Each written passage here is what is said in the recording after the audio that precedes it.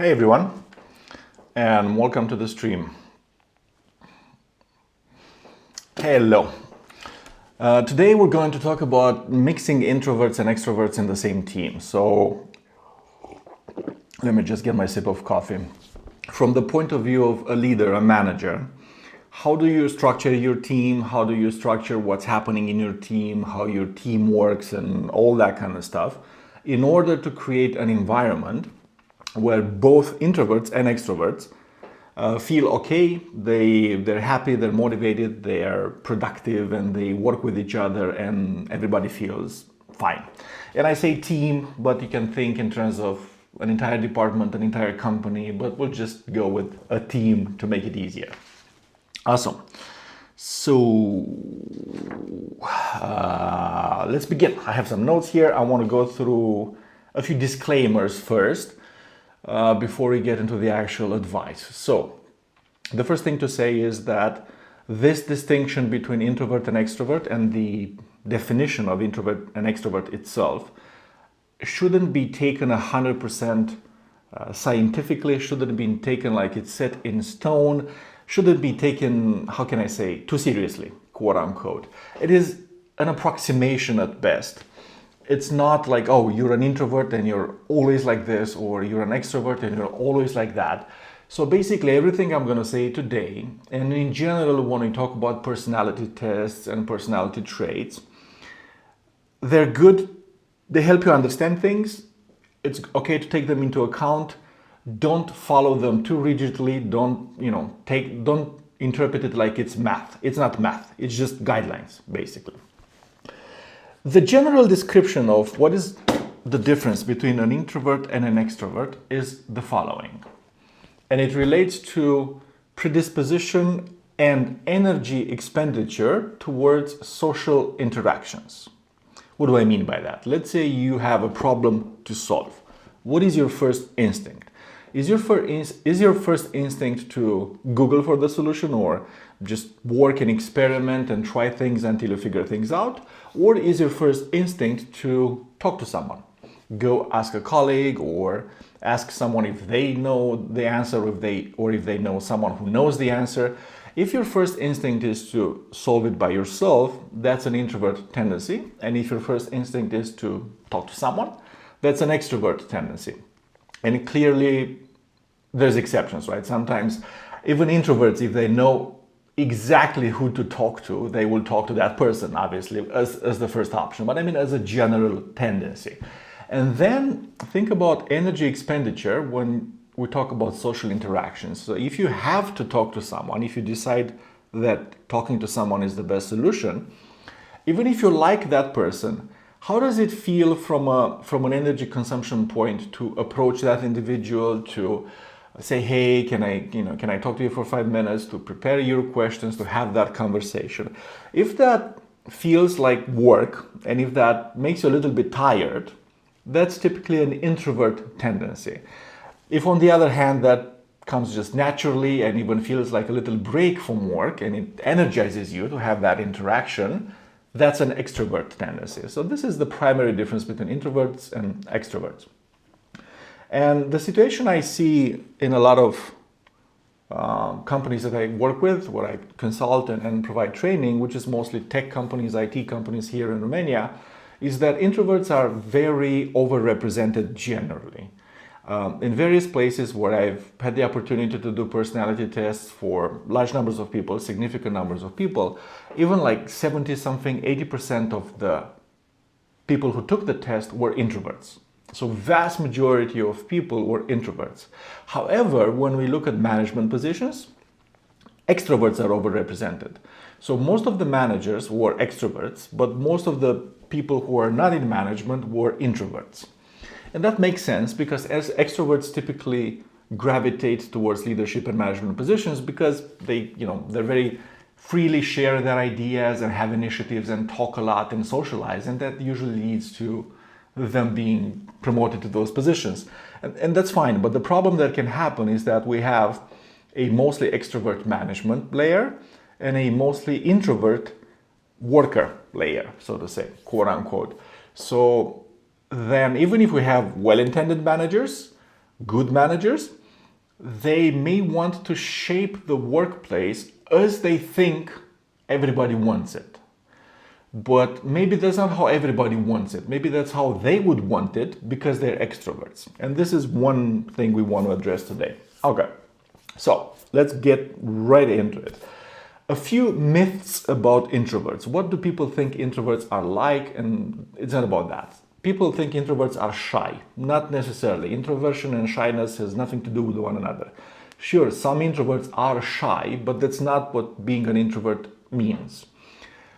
Second myth, people think that introverts are not good at communication. That's again not a myth. Of course, a lot of introverts are not good at communication because they just don't do it. And if you don't do something, if you don't practice something a lot, you're not going to be good at it.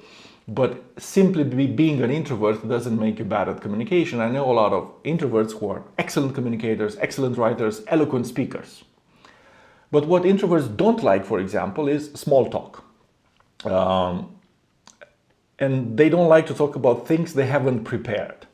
So they don't like to be put into a situation where, okay, we're having a meeting, we're having a conversation, and now there's going to be a lot of questions coming that we haven't had a chance to prepare for, and we're going to change the topic a lot, and we're going to jump from one thing to another. That is a situation that introverts don't like to be in, but extroverts feel quite comfortable in it.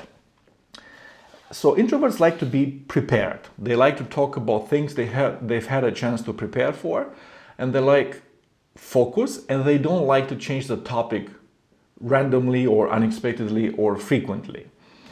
And they dislike small talk. And as a massive introvert myself, I can speak about that. I've been a speaker at many conferences and speaking in front of many hundreds of people on the stage. As an introvert is awesome. I don't have a problem with it. I mean, once I got comfortable with it, it's a great experience. But the small talk I have on the hallways of that conference center is 15 times more taxing to me and more stressful to me than getting up on the stage and speaking to all those people in the audience. And it's not because I have something against the people I have a small talk with. It's just this environment where you're kind of walking through people and you're talking a little bit to this guy and a little bit to that person and a million things and all these social cues that happen at the same time. It's a very tiresome experience. Okay, so that's the introduction. Now let's get into the topic for today. You are a manager, you are a leader. How do you shape your team? How do you shape how your team works in order to make it welcoming and productive for both introverts and extroverts? Let's take them one by one. So let me make my face small here in the corner and open a file, and I'm just going to take notes so you can have this in front of your eyes. Let's make me even smaller. One, if we start with the basics, remote work versus office work. Clearly, introverts will prefer remote work, and all other things being equal, extroverts will be more open to coming to the office and working together with other people. So if you want an environment that accommodates both types of people, obviously you want flexibility. Now, this flexibility can look in many ways, but the idea is to give people flexibility because the introverts are going to really like remote work, maybe not every day, but most of the days, and extroverts would like to come to work more frequently. If we're talking about the office layout, open plan spaces are good for extroverts, and bad for introverts, right? The kind of environment where there is the constant possibility for interruptions, for small talk, for all kinds of distractions is very stressful for introverts. When they get interrupted, that's a problem. But even if they don't get interrupted, just this idea of I'm surrounded by dozens of other people, and at any moment someone might feel like they want to tell me something, they want to ask me something, they want me to hear to their joke, or they want me to tell a story about what happened to them on the way to work today, or whatever. That is just a constant source of stress. And usually you see them with their headsets on and that blank stare in the screen, hoping that nobody's going to approach them and ruin their focus. So open plan spaces are bad for introverts. They're really bad. They're kind of horrible for introverts. So if you want to have an office and if you want people to come to the office, maybe not every day, but once in a while, and if you want both introverts and extroverts to be happy with that office, you should have a kind of a mixed layout where, let's say, for example, there's many solutions, but teams have their private spaces. So a team of 3, 4, 5, 6, 7 people have their own space, which they're separated from everyone else. But at the same time, there are some common spaces, like, workspaces, socialization spaces, where people can go and meet, and extroverts particularly are going to frequent these. But don't make these mandatory. So if the introvert just wants to go to work and walk into their private team space and spend the whole day working in a focused way with their team, let them do that. Don't force them in any way to come to these spaces unless they want to. So that's another thing to keep in mind. Okay, so we have remote work versus office work. We have office layout. Third is planning. And I mean planning in general, but planning the work of the team. How does that happen? And the difference between introverts and extroverts is when it comes to meetings. So we meet to discuss progress updates, status updates, how is the work going. Introverts like to come to meetings prepared. They like to know, okay, I'm going to go to that meeting and I am going to talk about X, Y, Z. So let me prepare to talk about X, Y, Z. So organize the work in a way in which it gives introverts the chance to prepare. And they don't need to know what's happening like a year ahead or a month ahead or even a week ahead, but they do need focus periods. Introverts like to focus on things. So if you ask an introvert to do something, for example, hey, can you do this? Can you look into this? Can you solve that? Can you investigate that? If nothing else, give them a fixed time box. So tell them, can you spend an hour or 2 hours or 3 hours or a day to look into this? And we will talk once this is over. And for that duration, let them be. Don't interrupt them. Don't go sooner than agreed. And hey, how is it going? Just let them be. Let them work, because they need this mental planning to say that, okay, I have 2 hours to look into this. And for 2 hours, I will look into this and I will not be interrupted and I don't need to go, answer whatever questions. I'm just going to focus on this.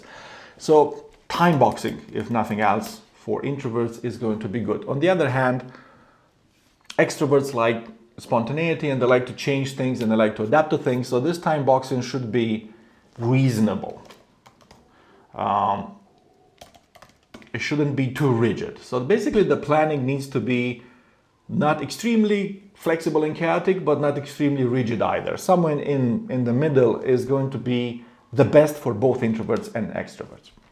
When it comes to meetings themselves, which are when we get together to talk, introverts, like I was saying, they need the ability to prepare for what they're going to talk about. So they are very bad and they are very uncomfortable with being put on the spot. Like, hey, what do you think about that? And they had no chance to prepare to talk about that topic. They don't like this. Of course, there's always exceptions. I'm talking about general trends.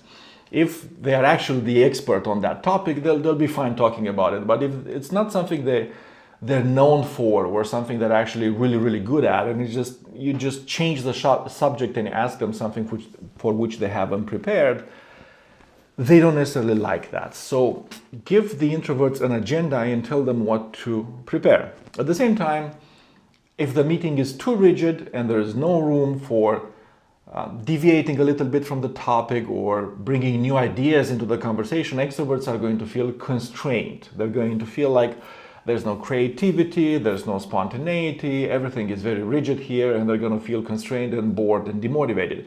So the best way to structure your meetings for both introverts and extroverts is the things that you already know you want to discuss in that meeting, plan them, put them in the agenda, inform people ahead of time, tell them to prepare, tell them what to prepare. And also have a section of the meeting, 10, 20, 30 minutes, whatever, at the end of the meeting, which is for anything else. Anything else you guys want to bring into the conversation.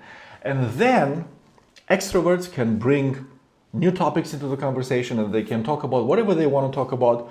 And introverts can join if they want. Probably they won't as much as the extrovert, but they can join if they want. But the key point is here is if they want. They don't feel forced to join a conversation for which they haven't prepared. They can join that conversation if they want to, but that's kind of the optional part of the meeting. The important thing, the thing they actually had to prepare, they knew to prepare for it. So structure your meetings like that. The known part and the anything else part. Introverts have a very difficult time jumping in, right? If there's like a very fluid conversation, impromptu conversation going back and forth, and it's getting kind of fast and people are exchanging opinions, and the introvert is going to feel like, I think I have something to say about that, but their tendency to prepare, even to think about it for a minute before they say something, the minute they take to think about it, the topic has already changed. And also, they don't know exactly how to interrupt people without interrupting people. So when it's a very fluid, free-flowing kind of conversation, introverts have a very difficult time jumping in. And because of that, they will not jump in. And if you have only those kind of conversation, they're going to be dominated by the extroverts, and everybody is going to look at the introverts and say, hey, why don't you guys say anything? Because they don't do well in those kind of environments. So structure your meetings to give both introverts and extroverts a chance to interact. And if you want both of them to discuss with each other, the best kind of structure is a kind of managed brainstorming, quote unquote. So, okay, let's be spontaneous. Like in a Scrum retrospective meeting, for example, you want to gather ideas from everyone, not necessarily ideas people prepared for, maybe even spontaneous ideas. But if you just say, hey, who has any ideas? And you just leave it like that, completely freestyle, more than likely only the extroverts are going to speak out. But if you put just a little bit of structure, like, okay, let's take it from left to right. So everyone has 2 minutes to say what they're thinking. That little bit of structure, which is not a lot, is going to do a lot to encourage introverts as well to share their ideas. They're never going to be as outspoken as extroverts, but you will get a lot more from them by introducing just a little bit of structure. So the last point so that's about meetings and communication in general. And one more thing I want to say about communication in general. Think about the communication culture in your team overall. And think about what do people need to do their job from a communication point of view. Particularly, is there documentation, for example? So if a team member has a problem and they're looking for an answer, can they find that answer somewhere in writing, in documentation, so they don't need to go and ask around, hey, do you know something about this? Do you know something about this? Do you know something about this? Or do they need to go ask around until they find someone who knows something about this? Now, there's no such thing as complete and perfect documentation, we all know that, but at least for some of the things, give the introverts the ability to solve problems without needing to go asking around.